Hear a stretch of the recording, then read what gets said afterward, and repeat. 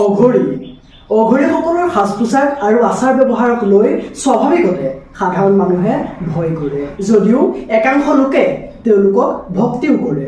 আচলতে অঘৰীসকলনো কোন আৰু তেওঁলোকে শ্মশানত কি কৰে? তেওঁলোকে মৃতদেহৰ সৈতে কিয় শাৰীৰিক সম্পৰ্ক স্থাপন কৰে? আহকচোন আজিৰ এই ভিডিঅ'টোত অঘৰীসকলৰ ৰহস্যময় জগতখনৰ বিষয়ে আলোচনা কৰিবলৈ চেষ্টা কৰোঁ। भांग धतूरे के नशे में चूर ये साधु लोगों से दूरी बनाकर रखते हैं और इन्हें जीवन यापन करने के लिए किसी भी प्रकार की सुख सुविधाओं की जरूरत नहीं होती है। और ये भी कहा जाता है कि अघोरियों के पास भूतों और पिशाचों से बात करने के लिए खास प्रकार का यंत्र मौजूद होता है। और ये लाशें जली हैं, इसको बाबा हटा रहे थे, अभी इसमें कैसे हटा रहे थे, क्या हटा रहे थे, सब जानेंगे आपको कैसे ये लाशें जली हैं। और लाशों में हड्डियां भी आपको दिख रही हैं, हड्डियों को कैसे बाबा क्या करते हैं। আধ্যাত্মিকতা অঘৰীসকলৰ জীৱনৰ এটা ৰহস্যময় দিশ। কিছুমান শব্দই কিছুমান প্ৰতিচ্ছবি আমাৰ মনলৈ আনে, কিন্তু তাৰ ভিতৰচোৱাৰ বিষয়ে আমি বেছি নাজানো। যদিও এনেকুৱা কথাবোৰ বহুত আকৰ্ষণীয় হয়। আঘোৰ বা আঘোৰী শব্দটোৰ ক্ষেত্ৰতো এনেকুৱাই হয়। সংস্কৃতত অঘৰী শব্দটোৰ অৰ্থ পোহৰ ফালে বুলি কোৱা হয়।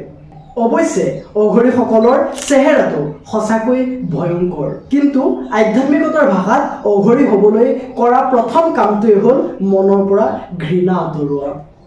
অঘৰীসকলে শ্মশানৰ দৰে ঠাইত বাস কৰি তাত তন্ত্ৰৰ ৰীতি নীতি শিকে। সমাজৰ সাধাৰণ লোকে যি ঘৃণা কৰে অঘৰীসকলে সেইটোকে গ্ৰহণ কৰে। শ্বেতাচতুৰ উপনিষদত ভগৱান শিৱক অঘোৰনাথ বুলি কোৱা হৈছে। অঘৰীসকলে ভগৱান শিৱৰ এই ৰূপটোকে পূজা কৰে।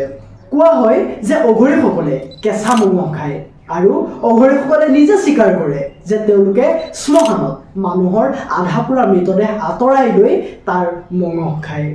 আপোনালোক বা মোৰ বাবে হয়তো এই কথাটো এটা ভয়ংকৰ ঘটনা যেন লাগিব পাৰে, কিন্তু অঘৰীসকলৰ মতে মৃতদেহ খোৱাৰ ফলত তেওঁলোকৰ তন্ত্ৰমন্ত্ৰ কৰাৰ শক্তি বৃদ্ধি পায়। অঘৰীসকলে মৃতদেহৰ ওচৰত বহি সাধনা কৰে, কাৰণ তেওঁলোকে মৃতদেহক ভগৱান শিৱক লাভ কৰাৰ এটা পথ বুলি ভাবে। সাধুসকলে যেনেকৈ বিয়া পাতি সাংসাৰিক হয় তেনেকৈ কিন্তু অঘৰীসকলে নকৰে। অঘৰীসকলৰ বিষয়ে এটা ভয়ংকৰ কথা প্ৰচলিত আছে যে তেওঁলোকে মৃতদেহৰ সৈতে যৌন সম্পৰ্ক স্থাপন কৰে।